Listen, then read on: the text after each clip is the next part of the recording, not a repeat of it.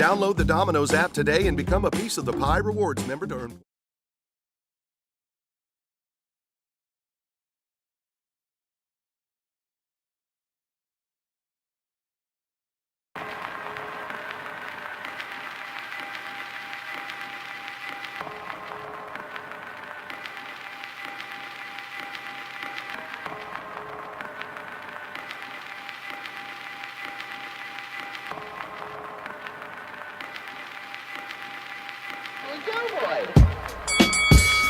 Here we go.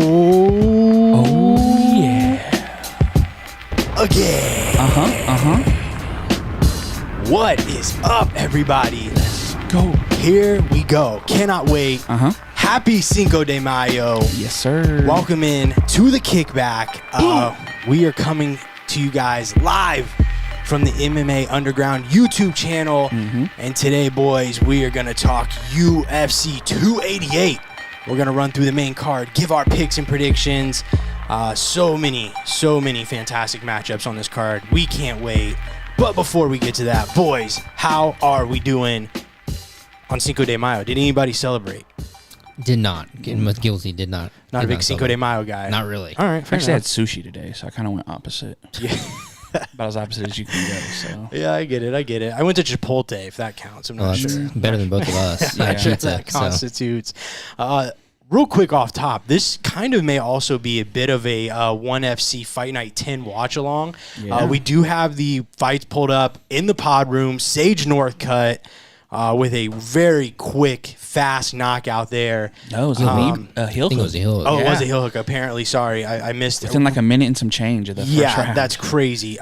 Big win there for Sage. Good for him, man. Yeah, that's why I was telling Brandon, it's after getting his face broke with a punch, man. Yeah, I saw he had like some stuff, about that Raul Rosas Jr. Just kind of gave him some words this week as far as like, advice being so young and stuff. But man, also on this card, Mighty Mouse Johnson versus Adriano Moraes. We were just talking about that. It's the trilogy, correct? Yep, it's the trilogy fight between those guys. This could be Mighty Mouse's last fight. Yeah. And they both finished each other with a knee. So yeah, absolutely. You got Rod Tang on this fight, Mikey Musumeci on this fight, or on this card, doing a grappling match.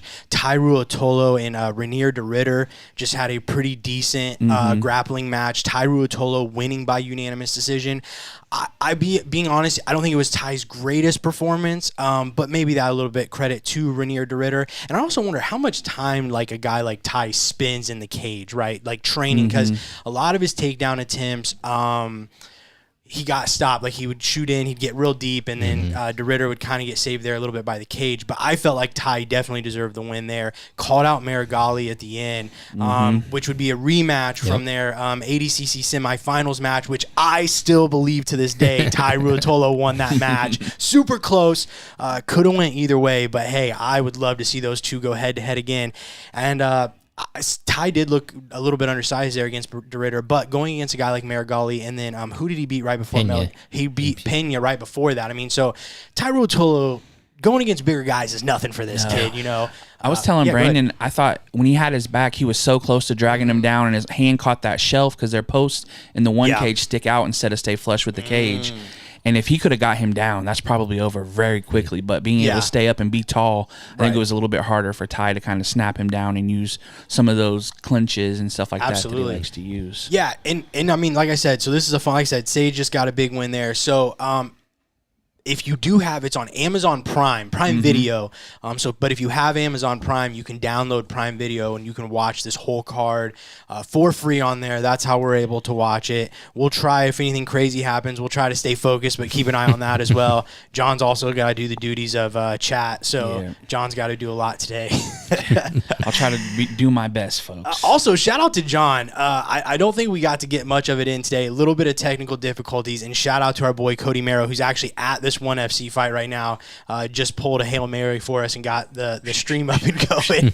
But we had a little bit of technical difficulties. But John, we are all men of many talents. But one of the perks of showing up early to this kickback shows is John makes beats. Yep. And they are fantastic. We did it actually for the first one, so if you go back, you can kind of hear them. Like I said, didn't get to it today because we had some technical difficulties. So there are incentives to showing up early to the kickback. Yep. Enjoy some of John's beats, maybe freestyle if you want. Sit there, enjoy whatever. John won't care. Yeah, if you hear our intro, I made that as well. So John made our intro beat. Yep, that's very true. So gotta shout John Pro out for bono. that. Absolutely.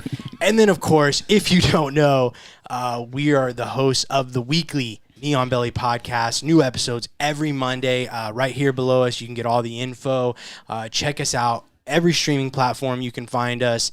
And John, before we get to UFC 282, every week we ask the people to do something on the podcast, and it doesn't change just because we're on the kickback. Let the people know. All right, folks. Now, if you listen to podcasts, you have Apple Podcasts on your phone, or you have Spotify. If you look us up on there, Neon Belly Podcast, you can give us 5 stars. You can leave us a review. It helps us out a lot.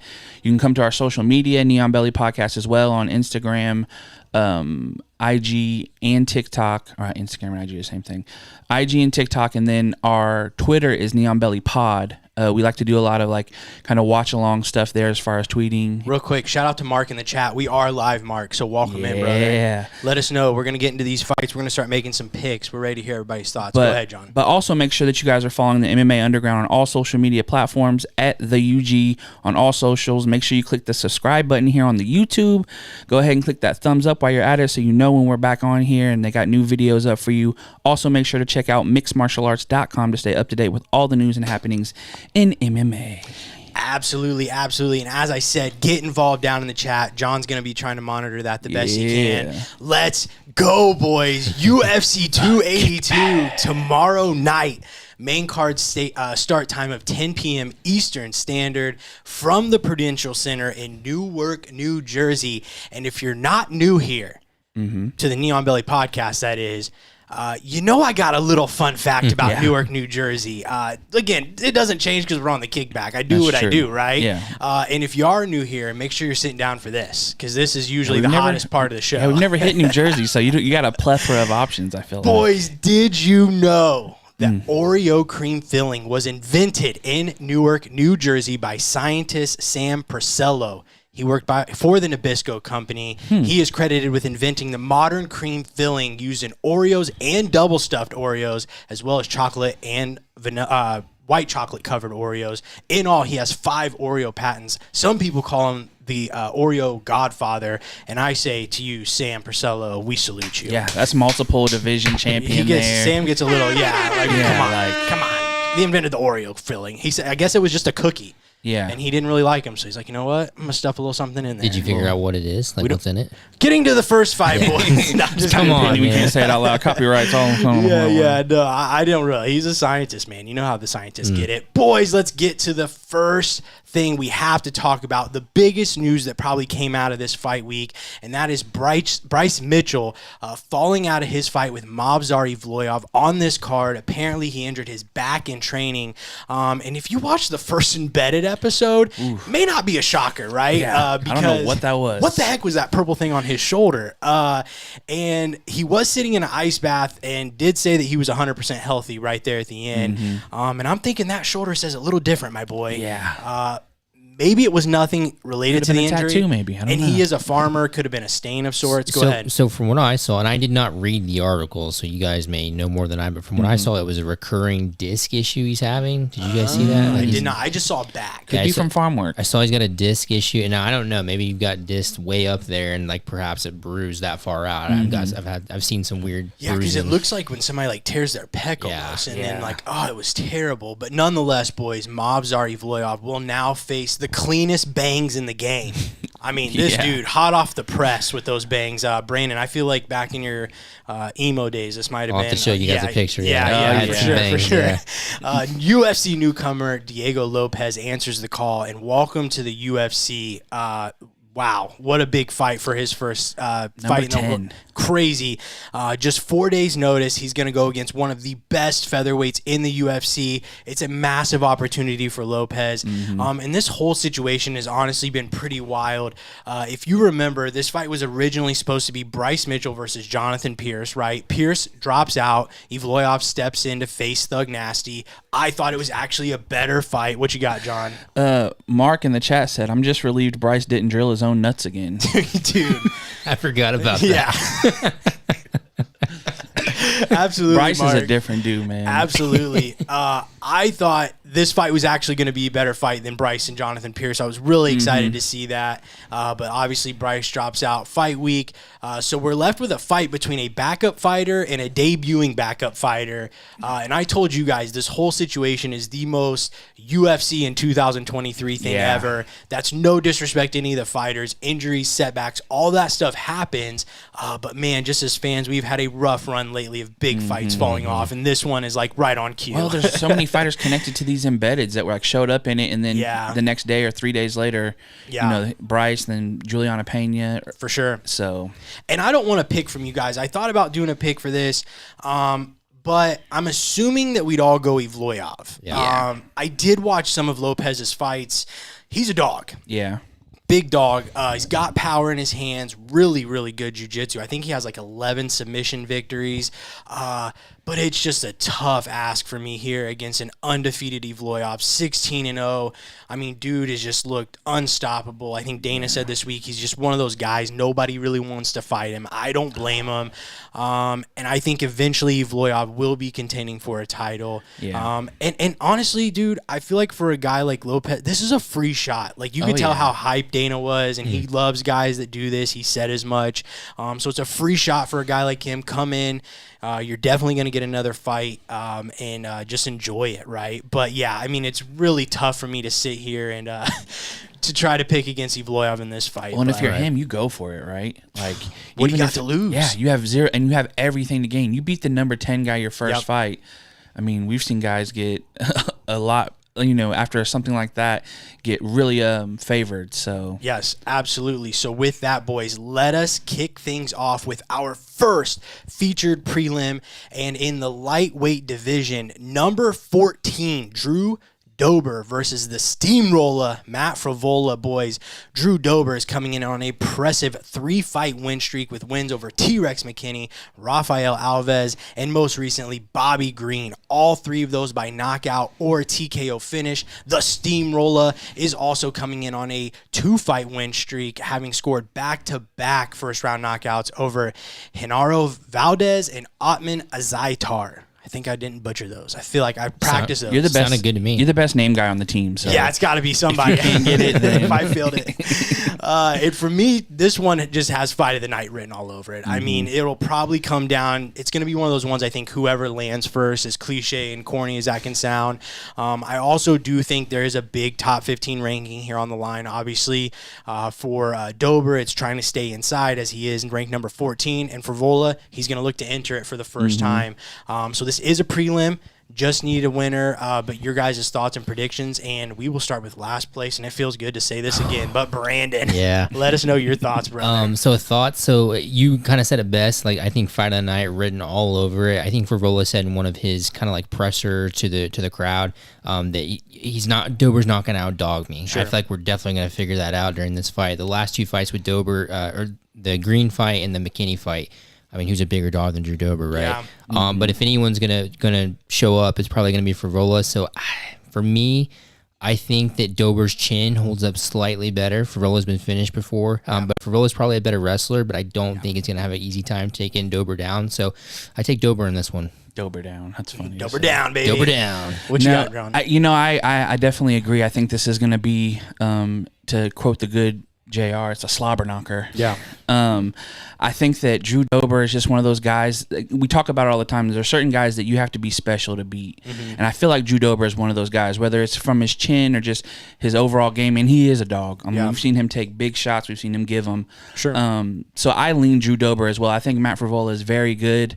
I just feel like Drew Dober is one of those guys that you have to be very special to beat.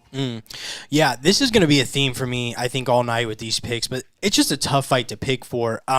Really enjoy watching both of these guys fight. And I was actually talking to my buddy Dorman about this fight last night, and I think he said it best. Is he was like, I want Frivola to be ranked, and then I don't want Drew Dober to be unranked. And when you know that's what's on the line here, it's hard to kind of really want to see either of these guys go down. But I like what Brandon said, and I kind of think the same thing a little bit. As I feel like when the hands start flying, I like Dober's chances a little bit more of landing, to see his chin hold up. I mean, look no further than that Terrence McKinney fight, right? Who's an opponent that these guys actually have in common. I do believe McKinney knocked Frivola out, if I remember. But I will say, like Brandon said, if Frivola wants to use his wrestling, easily wins this fight, I think, if he goes that direction. But based off his last two, I don't know that he will. But nonetheless, guys, do not miss this fight. Like, if there's one on this card, I know it's the prelims, so it's pretty easy to find. I do believe the prelims are on Big ESPN as well, for the record. You can still watch it on ESPN Plus, but seek this fight out for sure. We got a Dober mid-second round KO in the chat from King Nung. Yeah. Not a bad one. Yeah, I don't like that. Pick. That's a great pick. And I don't know. Does it leave the first round, though? Like, let's be real. I don't know. That's a tough one. Dorman in the chat, you got to lean Dober, but not betting on this fight. So yeah, that's what me and Dorman talked about that. It's such a tough one to bet for, man. You don't know there, but it's going to be a great fight, and I'm super hype. Which brings us now, boys, to the main card in our first fight in the men's featherweight division: Kron Gracie versus Charles Air Jourdain. Boys, Kron Gracie back after almost 4 years, and he is mad at everybody. I mean, do not step to Kron Gracie this week. In his last fight back in October of 2019, he suffered his first professional loss to Cub Swanson, bringing his professional record to 5-1. Jourdain has had 9 UFC fights in that time since Gracie's hiatus, but has really struggled to kind of string together wins, find some form. He comes into this fight with Gracie on a 2-fight losing streak, having suffered back-to-back losses to Shane Burgos and Nathaniel Wood. It has been 8 months since Jourdain's fought, but that does pale in comparison to Kron's 42 months since his last UFC outing. He did say the time away, because he kind of talked about the time away, right? So we'll kind of start there. He said, the pandemic happened, and he moved from California to Montana, had to set up a new gym, also said living in the mountains took time. But in that same quote, he also mentioned something about, I've been competing since I was 9 years old, and this was something he had to do to get to this point. And I know he attached the mountains and everything, which is all very valid in the move and all that. I get it. But I almost wonder if you could stop right there with the whole 9-year-old, since, competing in that long, because I cannot imagine the pressure of being a Gracie, not just in combat sports, but in the UFC, right? Yeah. I mean, that last name alone carries so much weight in the world of mixed martial arts. And he came in with a lot of hype because of that. Then he loses the Cub fight. I know his family, including his dad Hickson, all very critical of his performance there because he chose to stand up with Cub, right? So I could just totally see him being like, you know what? I've been doing this a long time. I'm tired. I'm going to the mountains. Peace out. Yeah. But I don't know your guys' thoughts on that, because I thought that was kind of one of the more interesting things. He's a unique guy to begin with, not a man of very, very many words, but I feel like that was something that he really kind of opened up about this week. Yeah, I mean, like you mentioned the Gracie name, right? I can't imagine the pressure that comes with having the Gracie name, but to even add on to that, Hickson is your dad. Yeah, like I just can only imagine the conversations between him and Hickson after that fight, right? And but at the same time, something I was kind of thinking about this is, I'm just kind of getting a little more into the fight itself, I guess. Yeah, you're good. Go. I think he is very well known that the Gracie way is clinch, get to the ground, finish from there, right? Yeah. Brian Ortega, very similar. But I think one of the things about today is the game has evolved. And I think with that, he kind of realized maybe a little bit in that moment. And I think it was probably a bit of a conscious decision in the moment for him to stand and trade with Cub. But I also think the 2 takedowns he attempted in that fight weren't the best. So I think a lot of that came with, as much as the Gracie way matters for Kron, I think he realizes, like you said, you just really had to reset. And so I think that's a big part of why the move and just kind of get away, get to his own spot. recenter, and just figure out how he wants to go from here.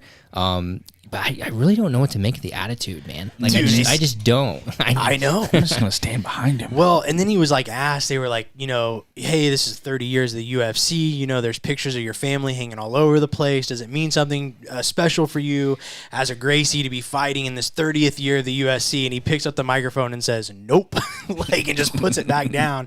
I mean, but I'm sure after that fight, there had to be some weird tension and stuff. Because like I said, they were all the family was pretty outspoken, right?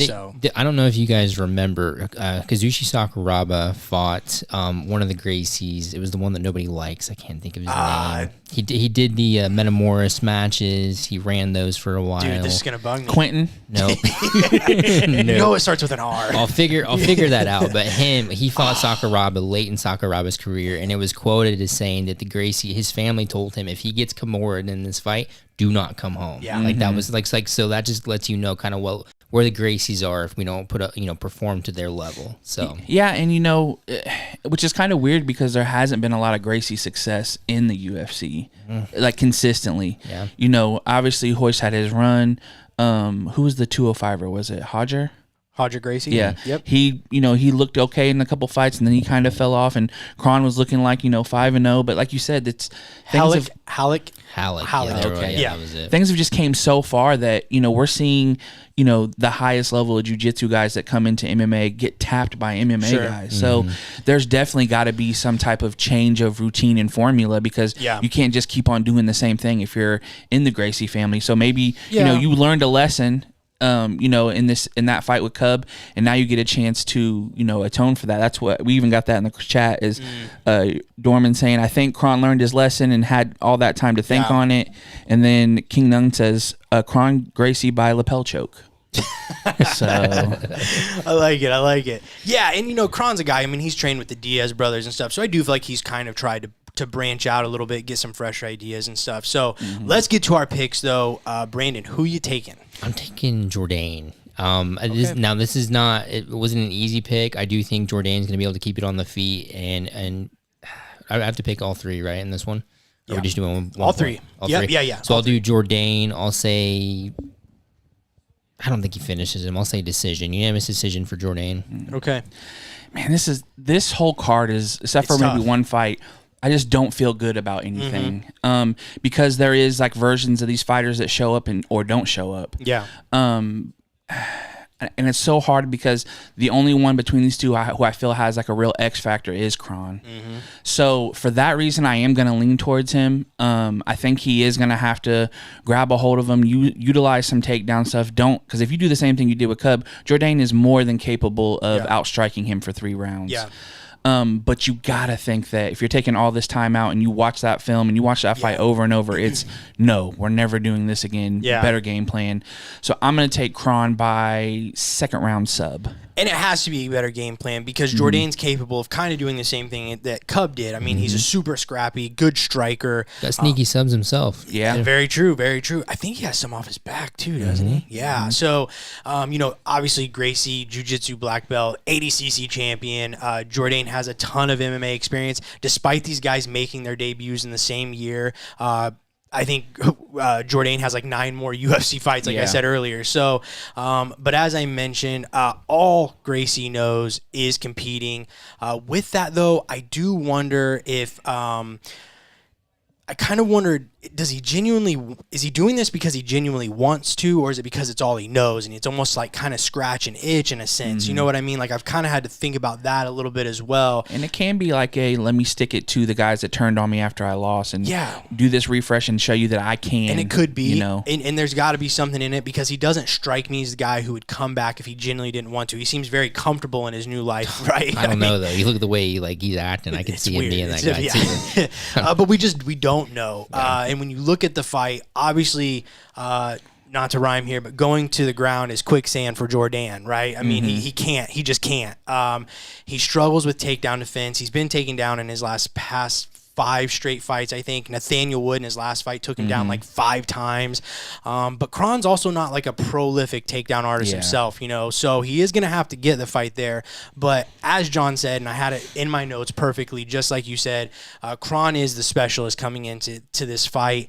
He has the highest skill level in one specific discipline, which is the jiu-jitsu. So I am going to take Kron. I do think he needs to finish. I think if this thing goes to a decision, we might be looking at kind of a similar thing like what happened in the Cub fight.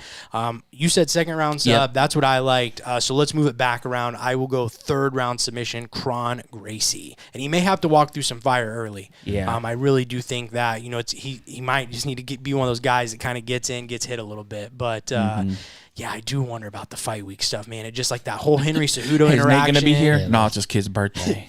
Let me know when he's done. Like, okay. It's just, but dude, he is, that's kind of who Kron is, though. It's also not super like out there, but I just hope he doesn't let it get too much in the way of the performance and stuff. Before we move on, real quick too, anything good happening over there on one? Yeah, we got the N1. I haven't been watching that because the chat's been talking a little bit into this. We got a serious note from King Nung, Jourdain unanimous decision, and we got a nice shirt, John. Oh yeah, John, show off for the kickback. Yes, sir. John, Tribe Called Quest. John's baby. got, we can see it. Yeah, that's good. Tribe Called Quest, a little can I kick it? Yes, you can. All right, there. I was seeing if he would jump in, but no, Brandon's not gonna try. Do you not hear the bangs thing, the emo thing? I have no idea what this shirt even references. Real quick, before we do move on to our next fight, I do want to ask you guys about Kron's quote this week. Has nothing to do with this fight, but I think it's interesting, and I would love to hear everybody in the chat sound off on this as well and get your guys' thoughts. But Kron had an interesting suggestion on changing mixed martial arts. He basically thinks there should be no rounds in MMA, and instead it should just be essentially a 15-25 minute fight with no breaks. He thinks there would actually be more finishes, and I actually kind of agree with him, and I do see what he's saying. But your guys' thoughts, start with Brandon. So I love it. I think that would be awesome. I would absolutely watch that. Do I think that would bring the eyes, or I think it'd be exciting? No. Sure. I don't think it'd be fun to watch for most people. Yeah. Though, as a diehard, I would love it, but I think most people wouldn't.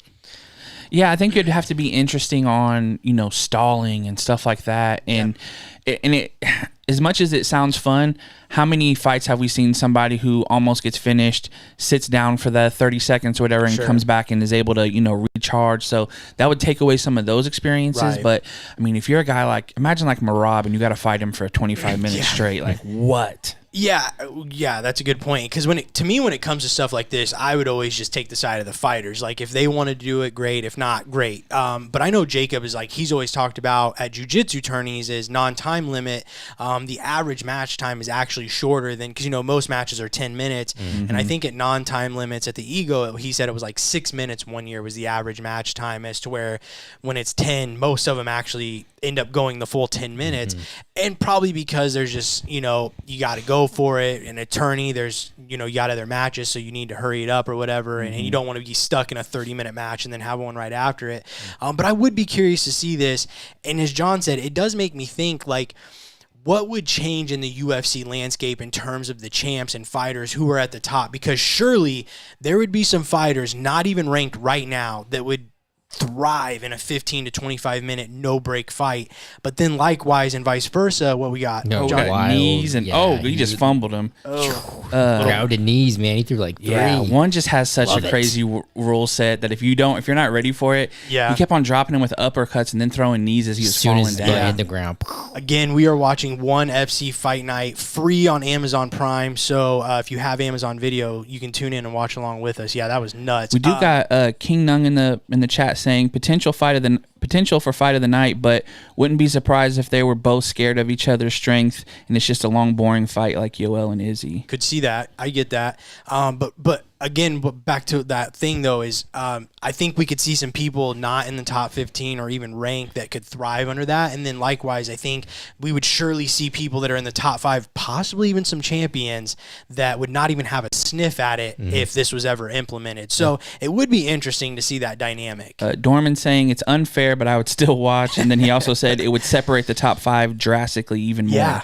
Maybe you could do like a category of where there's just no time limit. Competition. Yeah, like people who elect to join that group. It would be funny too if it was like WWE where you could set stipulations and it's like, all right, pride rules or, unlimited 25, whatever. Yeah, and like, because I don't know, because I think in a tournament setting, I could see where it would speed it up, because you'd be like thinking about your next match, like, I got to get out of here. But then you see like Gordon Ryan go do like a no time limit jiu-jitsu match, and you're watching this thing for an hour and a half. So if it was one singular match, I don't know if it would, but what you got?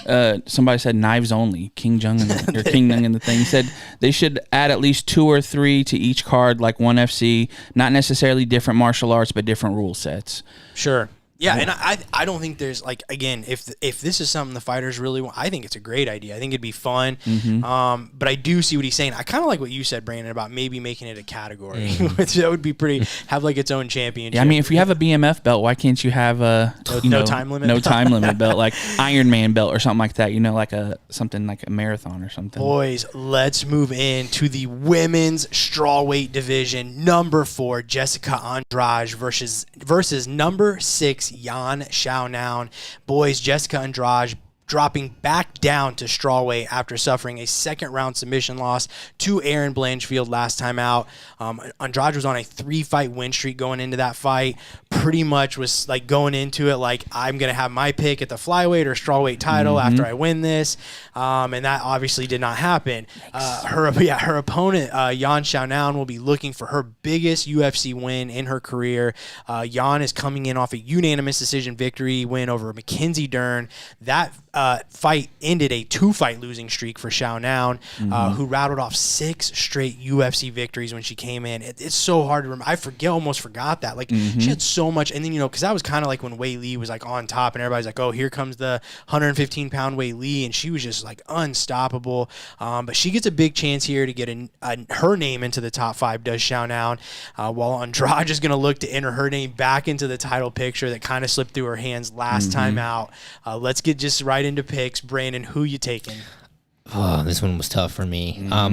I like Andrade as long as the mental space is good for her. I'm curious to see how she's going to bounce back from the loss. The way she lost in that fight against Blanchfield was a little rough, especially with the momentum coming into it. So now I'm curious how she's going to be able to flip that around. Yeah. So I do still like Andrade, though. I think she's got the power if she can keep marching forward to stay in Jan's face. Yep. So I'm going to take Andrade. I'm actually going to go with second-round TKO.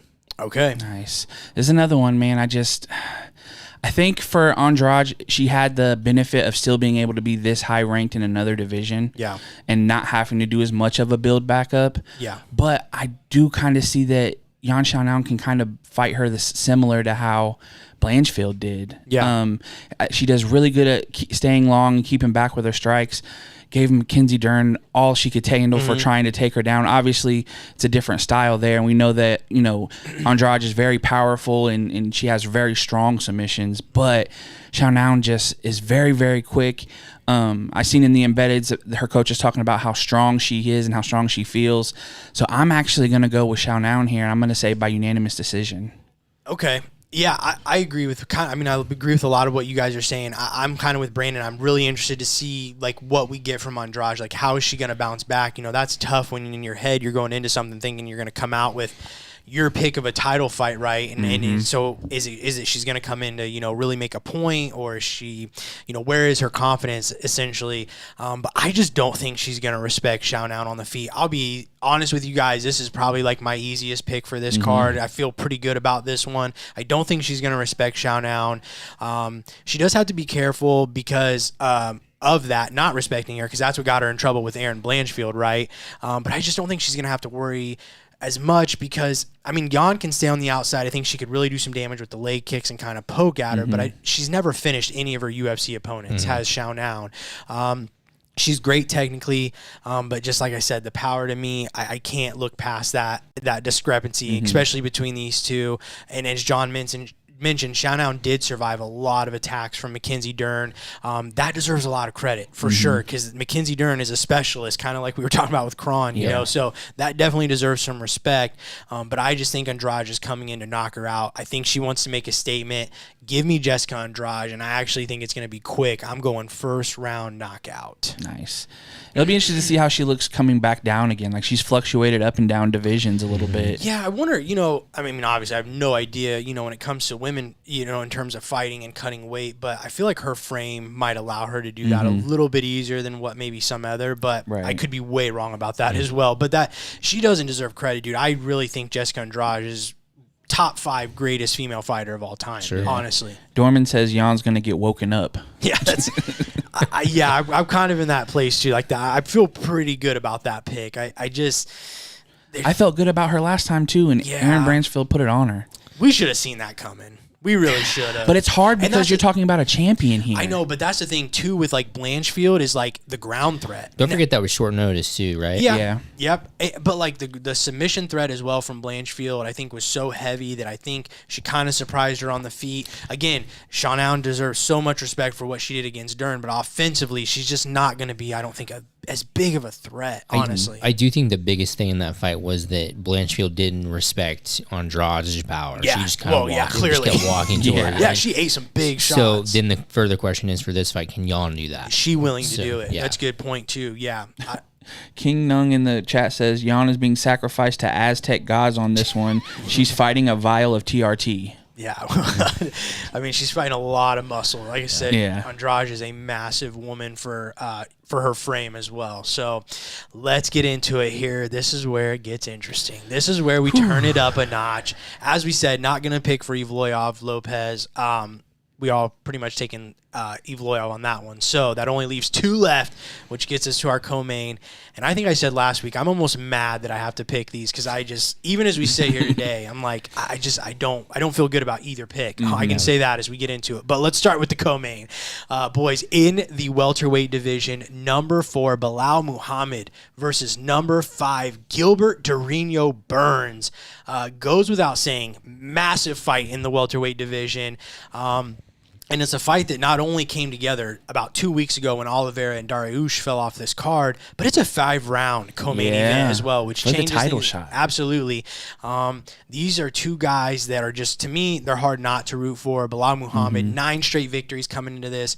Obviously, coming off his 2nd-round TKO over Sean Brady, easily could have held out for a title shot. We all agreed he should have been next anyways, right? Even over Colby. Then you got Durinho Burns, who coming off the Masvidal fight. Boys, this is his 3rd fight this year already for Burns, and it's only May. Wow. He's fought. This will be his 3rd time fighting this year. He has 3 fights in the UFC 280s, the era of the 280s in the pay-per-views. Yeah. Like 82, 85, and then this one, 88. Our last kickback show, we were doing Burns Masvidal. Yeah. So here we are, back-to-back pay-per-views with Gilbert Durinho Burns. He's won 3 of his last 4 since losing his title shot to Usman, and is currently riding back-to-back wins over Masvidal and Magny. And again, this is just another guy who could probably make a case to at least hold out for a title shot, see how it shakes up.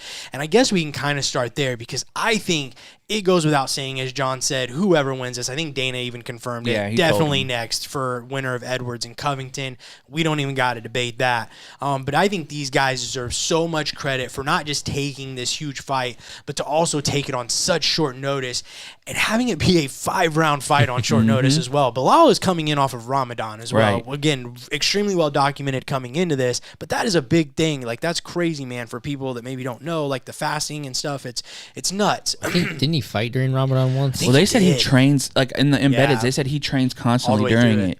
So he just doesn't have the same amount of energy, obviously, because he's not eating and stuff like that during the day. But yeah, it's a sacrifice on both of them because Burns is making a quick turnaround as well, having to make weight. Yeah, but for 2 guys to be willing to take a number 1 contender match when both could sit out, like I said, see how it shakes out, especially Bilal, but be willing to not talk their way in, but prove it.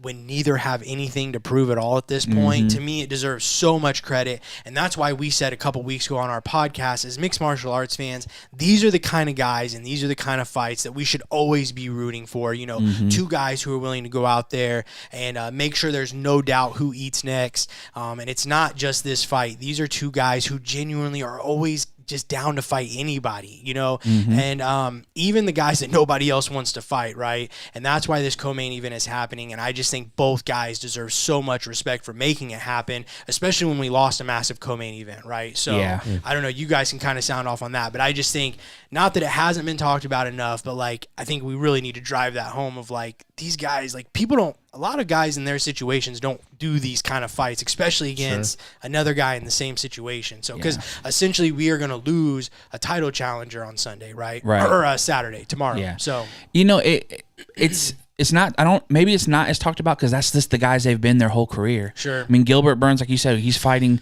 so much. He's fought Hamzat. He's fought, you know, any and everybody. I think Gilbert gets more respect than Bilal does for it. Well, I think it's just because he's done it at a higher level as far as the level of fighters that he stepped in to fight. But Bilal also, I mean, the guy's only won 8 fights in a row against everybody who's they've ever, I mean, and you know, taking the guys that people don't want to fight, like a Sean Brady, and even like Vicente Luque. At the time where they fought, Vicente was looking at maybe one more from a title shot. It's a good point. It's they're both kind of from the same cloth, in my opinion. Agreed. I mean, what more to say? I'm ready to get into the fight. Well, let's get into it. You're leading the dance, so who you taking? All right, so this one, again, very tough for me. I do like Gilbert in it. I think that I think Bilal can crack, but at the same time, I think Gilbert just has a little bit more power. I think he has the edge on the ground. But I think Bilal, the difference maker for me is Bilal's takedown defense is, I think, 93%. He does not next level. Yeah, he doesn't get taken down very often. And he does a good job of shooting. He kind of spams that takedown quite a bit when he needs it. Didn't need it against Brady, but I don't think that Gilbert and Brady are the same striker. So I like Gilbert here. I'm going to take Gilbert by unanimous decision. Okay. Who you got, John? Listen, man, Baby Fro Burns hasn't lost. Like, since he brought it out, man, he's just a different guy. Sure.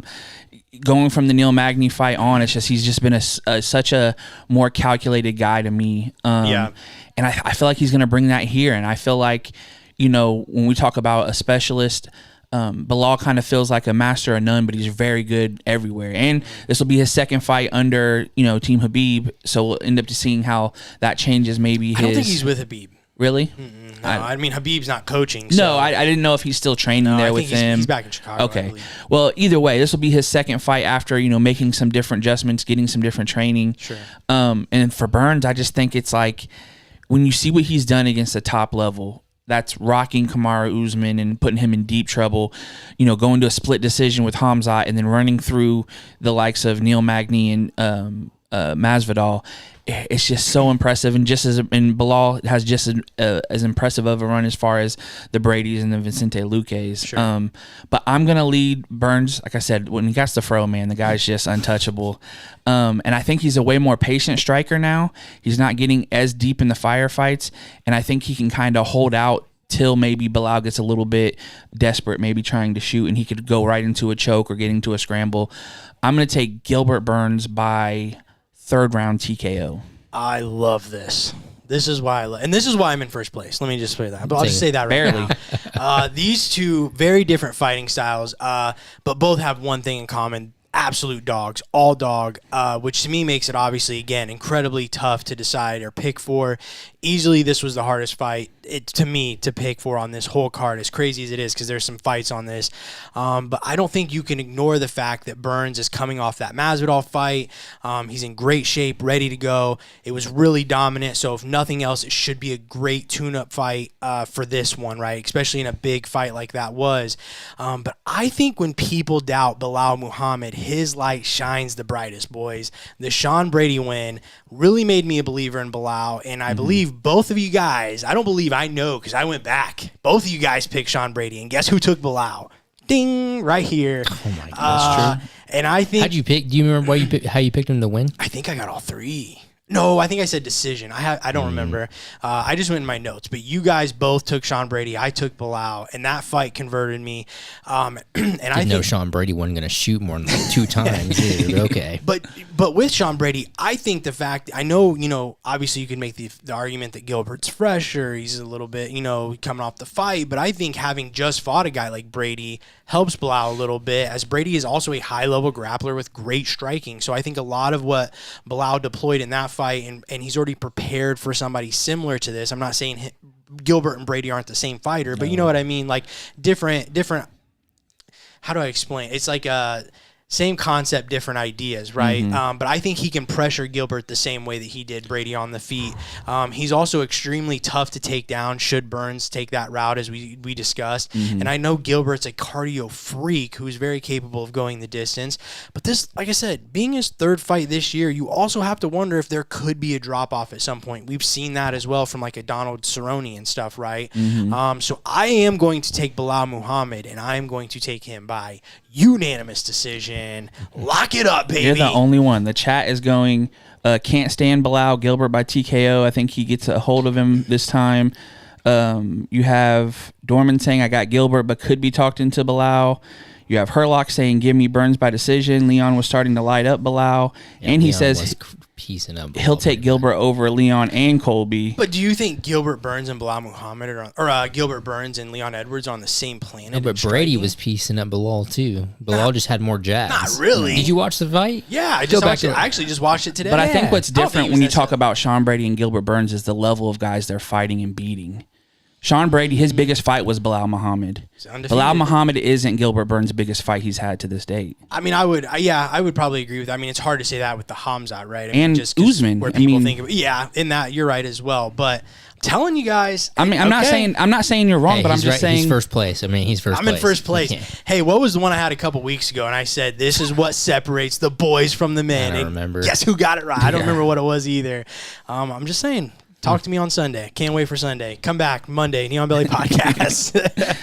King Nunn also says that Bilal holds Habib's pocket. You know what, and I think like especially like going back to the pressure, it will be interesting to see Gilbert put under a lot of pressure because I think Bilal is just going to go for it. What? Chat said, damn, good pick, John. Say it with your chest. And then Herlock saying, classic L from Nate. Okay. I can't wait. We'll see Sunday. I can't wait. Alrighty, boys. Here we go. The main event in the bantamweight division. The champ, Aljamain Sterling versus Henry Cejudo. Boys, this is Sterling's third title defense since capturing the title from Petr Yan in 2021. He then dominated Yan in the rematch for his first defense and most recently defeated TJ Dillashaw by second round TKO. His opponent, Triple C, Henry Cejudo, is back after literally almost exactly 3 years off. The former flyweight and bantamweight champs' last fight was a win over Dominic Cruz at UFC 249 on May 9th, 2021. Cejudo, often regarded as one of the greatest combat sports athletes of all time. It's hard to argue that, having won 2 UFC titles and a Olympic gold medal in wrestling. And I think Cejudo was never going to come back for just anyone. So credit to Aljo, who has, in my opinion, proven to be the challenge that intrigues Cejudo the most. Sterling is on an 8-fight win streak. I think that's the longest win streak in bantamweight history, if I'm correct. Winner of 10 in his last 11. Obviously, he's the current champ, and he now gets the opportunity to beat one of the, if not the greatest combat sport athletes under 155 pounds in Cejudo. And I told you guys, I talked to John about it, Brandon, you can tell me what you think. And I really want to hear what everybody in the chat house thinks. But I think, Cejudo can say all he wants that he's coming back because this is an easy fight and this is an easy payday. I don't buy that at all. And I don't even think Cejudo is the kind of guy who wants what's easy. You know what I mean? And I want to ask you guys this. And like I said, I want to know what people in the chat have to say as well. But I think if it was about what's easy, wouldn't it have been or made more sense, should I say, for Cejudo to come back against Petr Yan? I think Yan arguably is an easier fight for Cejudo than Aljo, given the apparent lack of ground game. And at one point, everybody was calling Yan the bantamweight GOAT, right? Mm-hmm. So he could have came back, possibly got an easy win. He could have exploited the same holes in Yan's game that Aljo did, on top of beating a guy that everybody thought was, or at least becoming, the bantamweight GOAT. I don't think I agree with that because Yan out-grappled Sterling in their first fight. So, I mean, like, at one point it looked as though Yan was the guy. Like, I remember when we talked about that, like, right after he need Sterling in that fight. Yeah. And then since then, he's obviously gone downhill. He lost to Sterling, lost to O'Malley, and then lost to Marab. And he has shown that he doesn't have much of a takedown defense or ground game against the elite. But at one point, No, I don't see it as Jan was the easier guy.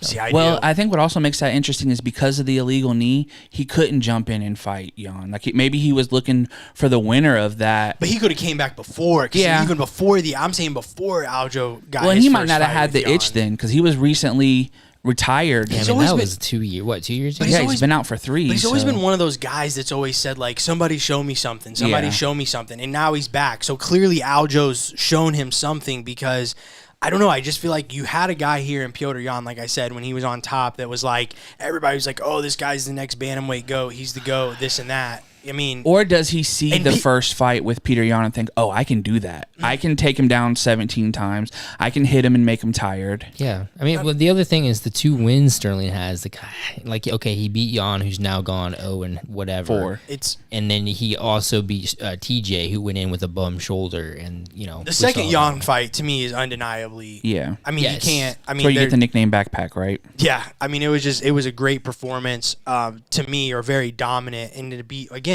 Henry could have exploited those same holes. You know what I mean? So I don't know. I just think, and even getting back to the whole thing of like at that time before the Aljo fight, Piotr Jan was starting to be considered the GOAT, and people don't even view Aljo like Aljo doesn't exactly get his credit or flowers as a champion because of a lot of these different circumstances. So it's like, what's the? I mean. I don't know. Henry doesn't even strike me as the guy that wants. No, Well, I think that's why I think there is some truth. I do think he kind of thinks this is the easy fight. I don't. Well, do. and maybe I don't buy as much of it being easy. Maybe he feels like it's easy, but I don't know if it's because I feel like if Jan would have beat Aljamain or TJ, regardless, I think Henry's coming back because all those fights sell. I don't know, man. Because here's the thing. Like, Aljamain is not that far off from being in the bantamweight GOAT talk. If he beats Cejudo tomorrow night. He's not. What? He's got the longest win streak in bantamweight history. I think if he wins tomorrow night, he'll be tied or go tied for the most defenses. bantamweight wins in the bantamweight division, like all time. I think he'll tie TJ Dillashaw or go past him. I can't remember. And then if he beats him, he'll be like tied for 3. second or 3. Yeah, there's like 3 of them right there that'll be like tied for second. He'll need 1 more to tie. I think it was TJ Dillashaw. So like even the numbers in terms of that stuff, it's like it's not that far off. Plus you're beating a guy like Henry Cejudo who TJ Dillashaw never beat. I mean, Yeah. if he gets it done, I mean, we got to start kind of talking like that. The only thing that scares me is Aljo there's always this weird stuff that happens with his fights, Yeah. and he's got to avoid that by at some point. But The only thing I would say about the easy route too is that he was calling out Volkanovski for way longer and then decided, maybe I'll go to 35 first. So maybe there is a little bit. I don't know. He has a map, obviously. Sure. He said it. He wants to beat Aljo, then he wants O'Malley, then he wants Volk, and he's gone. And there's nobody who's more calculated and in depth. I mean, you don't get as successful as he was in all areas he's been in without being very calculated. No, for sure. There's a level to that, but Oh no, I think he thinks he in his head tonight, the night before this fight, he knows he's going to beat Aljo in his head, right? I mean, I don't think he wouldn't have came back if he thought he couldn't, but he's also not going to come back. I don't know. He just doesn't strike me as that guy that's like, oh, I'm bored. I don't know. Well, I think it's about the bigger picture for him, Volk. Like I think if he gets through, why wouldn't he just 3-time come straight champ. back? But that's what I'm saying. Aljamain is easier than Volk in his head because he said he wanted a tune-up fight before Alexander, and that was going to be Sterling and possibly O'Malley. Okay, so let me ask you this. We're getting way down the wormhole now. But it's compelling, man. But let me ask you this then. Then if that was true, did he even need a title on the line? Of course, the title makes it sweeter, obviously, especially because he thinks he can probably beat Aljo. I do believe that. But what would have been a bigger fight, Cejudo O'Malley with no title on the line, or Cejudo and Aljo? In terms of like probably what the fandom would have wanted to see, right? Maybe with his rate of pay, you can't not do a title fight. Could be. Because, I mean, we see that with certain guys. And, I mean, for Henry, when he left, he was at the pinnacle. He was a champion. So maybe he's at a point to where, and even if you're the UFC, because we talked about how Dana said he wasn't going to just walk into a title shot, but Henry Cejudo is Henry Cejudo. Sure. So, and that's what I'm saying is Yeah. like if he would have came back and just fought Sean O'Malley as like his tune-up fight, if you polled fans, I bet more would have rather have seen that than this. I don't think the UFC wanted to see Sean O'Malley deal with Cejudo. Maybe the rest not. of Same reason that we haven't seen him fight Sure. Ricky Simone. Right? No, I guess I'm just kind of more coming back is like, if it was just all about getting to Volk, it's like, does he really even need Aljo or a title to get there if he wanted one fight? Why not? Because then you have another champ Sure, fight. yeah. But you're also risking facing one of the best bantamweights in to me, the best current bantamweight in the world. So, well, and maybe he sees... I don't know. It's hard to get into his head, and even with the UFC, like they're just in the chat. We got Sterling via split. Henry married his first girlfriend and has a baby, and all that coming back for this title may be too much. Aljo still doesn't have the respect at all. He's pissed. Dorman saying he's 36. He laid his map out. Jan would have never made sense, especially if Jan gets lucky and wins. And then Sterling's about to gold Henry about the money and jokes. He has to provide. He looked good at the weigh-ins, but joking too much. He's acting like Triple C and not Henry. Speaking of the weigh-ins, hated. Did you guys see that Cejudo's team? So Aljo weighed in, and like Cejudo's team's out in the. Oh, they're chanting. And started chanting and like my thing is like, if you want to do that, like the ceremonial weigh-ins, like fine, but like, dude, these guys just cut weight. They're miserable. Did you see it on the Embedded when I haven't watched today's Embedded. First of all, they all wore matching velour suits, black with gold trim, and in the Embeddeds, Henry made them line up in a V with Henry in the front. Oh my god! 1, 2, 3, and new. Oh my god! All of them had to do it, and what's funny is they cut over to Korean Zombie, who's training there. And he's just like sitting over with his phone like this, and he's like, he's wearing one of those suits, but he's not really into it because he's like, I didn't sign up for this. I think it's just like, to me, it's like when Dana, like when they were, people were asking last pay-per-view, right? They were asking fighters about other fighters, and Dana's like, just stop asking, like they're not fighting, and they're like, you guys ask these guys, and then they have bust-ups in the back, and I'm sitting here thinking, like, how's that any different? Because, like, if a fighter is probably the most pissed off in a fight week, it's probably the morning of the weigh-ins when they're sucked down, and now you got these guys out here chanting, and he's they did more backstage. Aljamain had to get held back because somebody from Henry's team was saying some I just hope that's something stuff. that they kind of look into, like, hey, not at this, not at this. Like I said again, if you want to do it at the ceremonial, I mean, there's people there. It's open to the public. Fans. Have at it. But Make you nervous with how emotional Aljo got? let's get to our picks. You find out. You want to find out? Let's find out. All right. Here we go. Well, he did say it was a tough weight cut when he got on the scale. He did say it was a tough one. So, all right. So I think that Cejudo is going to run through Aljo. I really do. I think Cejudo is a better boxer, or a better striker overall. I think Cejudo has better wrestling. I think that one aspect that Sterling has a good chance is on the ground, but especially if he gets to the back. Good luck doing that against Henry Cejudo. We've seen him in one submission attempt, I think, when he fought Sergio Pettis. So I have to go with Cejudo here. The other thing that makes me a little nervous is it has been a long time away for Cejudo, and Aljo's been very active. But Triple C is Triple C. So I'm going to go with Henry Cejudo here. I think he gets it done actually inside of 3. I'm going to take Henry Cejudo with round 3 TKO. All right. Dude, I just have no clue. I know. Like, I'm with you. Every time I have a point for one, there's another for, like, okay, Henry Cejudo, he's just trained with some guys like a John Jones who's came off a big layoff. He's been doing nothing but training with the best fighters in the world with like a Whaley, Figgy. He trained with Mighty Mouse for this fight. Gastelum. But even like having Mighty Mouse as a training partner, in my head I was like, oh, that's a plus. But then it's like, wait. Aljamain has Marab every day, who's very active and has, really aggressive takedowns. Is tough, and he knows Aljo. So when they fight each other and train, they know each other's strengths. And then you look at although Sterling does have the back stuff, Cejudo's never had a submission win. So who knows when they get into some of those scrambles, if he's looking to punch too much, you go into an arm bar or something like that. Whereas Aljamain kind of has his pick of if he can get on top of Cejudo of how he wants to go about that. And Aljamain is just going to be huge, man, compared to Cejudo. Like, this isn't the same bantamweight that Cejudo left. These guys are big. I mean, we already know that Aljo's probably going up his next fight. So. Right.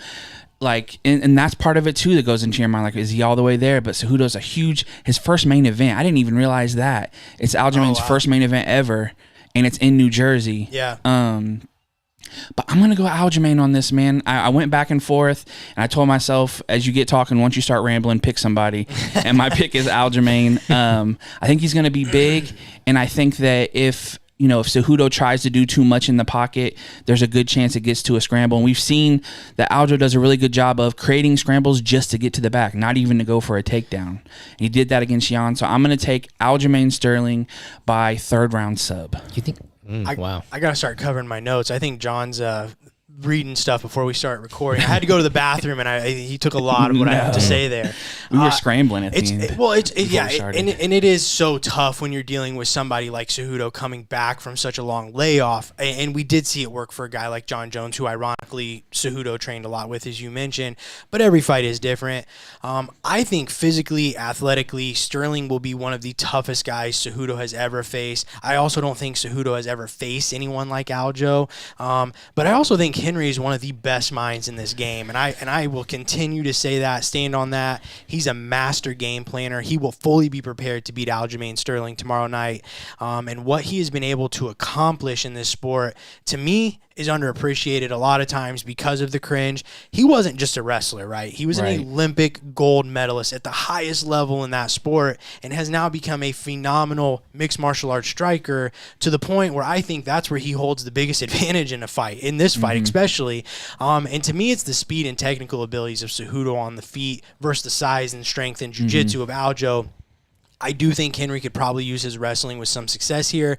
I just wonder the size and if it's going to give him a lot. And not even just size. It's not even just that he's bigger, but dude, I think Aljo is just a strong dude. You hear a lot of guys that have trained with him, rolled with him. He's like guys that have wrestled with him talk about how strong he is, and he has wrestled for a long time as well.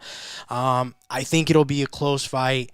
I think it goes to a decision, but I am picking this person because I think he is genuinely in his fighting prime. And at the end of the day, when it's a coin flip and that's all you have to go off of, you just go with it. So give me Aljamain Sterling. I like by decision. John, you said it, right? You said decision? No, I said 3rd round sub. Okay, give me Aljo by decision. You know, I just think when there's question marks around somebody like Henry for a layoff, you know, the one thing that I know for certain going into this is Aljo is in his fighting prime. You can't deny it. Like, he's at the peak of where I think we've ever seen him. I think he continues to get better. And I know you could, because I've seen a lot of people this week draw the John Jones comparison. And even as a John Jones fan, I was going to pick John Jones going into that regardless, right? I was going to ride with him. But I also didn't look at Ciryl Gane and think this is a complete fighter in his peak form the way I do Aljo here against Henry, who's returning, right? And maybe it's still not enough to beat Cejudo. Maybe, because I do think this is Aljo at his best. And maybe his best still isn't enough. I mean, we'll find out. But I think it's the safest bet. I could also see a submission victory, as John mentioned. I think Aljo is going to be really dangerous in the scrambles. It's in New Jersey. He's from Long Island, I think, New York.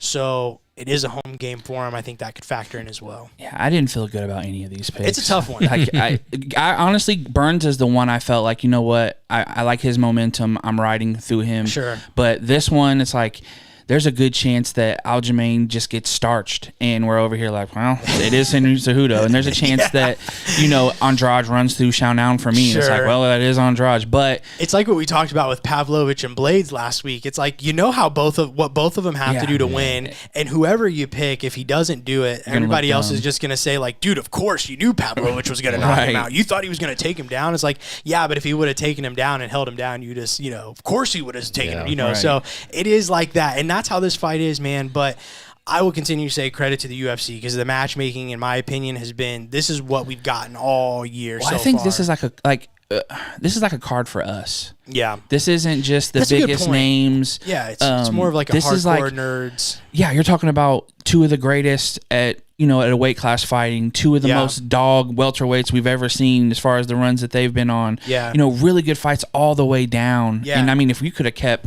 Charles and Benny on this and still added Gilbert, I mean, that's a whole nother thing. But just like, this seems like, as much as we've got some like fight night cards and even some pay-per-view cards where it's just like, you know, I'm invested in like one of these, and some of these could be good fights. Sure. This really feels like if you was like putting together just like a fighters fan card, that's what this is to me. Good point, especially in this main and co-main. It's crazy.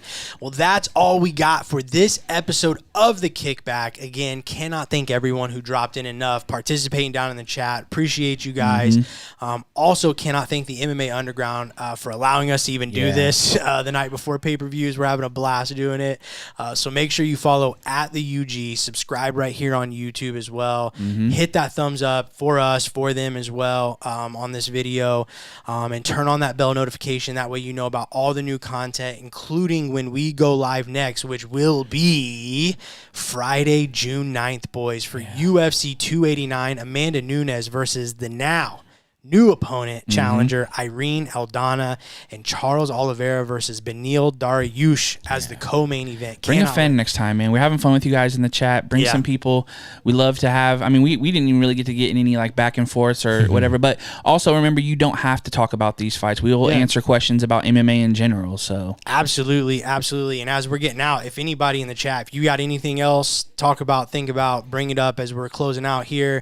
So yeah, that UFC June 9th, that'll be the next Kickback episode. Also, make sure you check out our weekly podcast. Excuse me for doing that, messing up there on the graphics. I forgot like 2 graphics in this again, by the way. Where is Chase, man? Yeah, I don't know. Where is this guy? Like, you expect me to talk and click through graphics? You just had a body kick knockout on one. Yeah. Oh, Stamp. geez.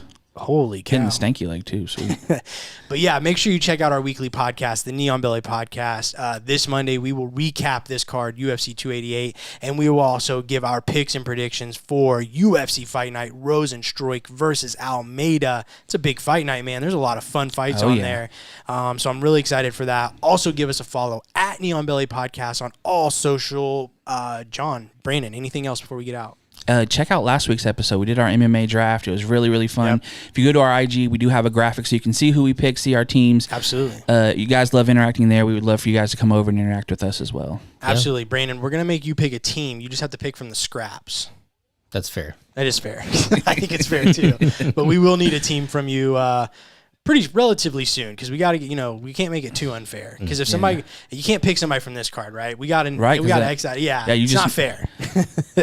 So anything else from chat over there before we get out, John? Anything I think some of the live delay kind of hurts that a little bit too, because I think there's like a 5-10 second thing, but we don't have anything in here, so we'll take it. That's all for us. We will see you guys next time, June 9th. Can't wait. Until then, John, say it. Peace. Peace.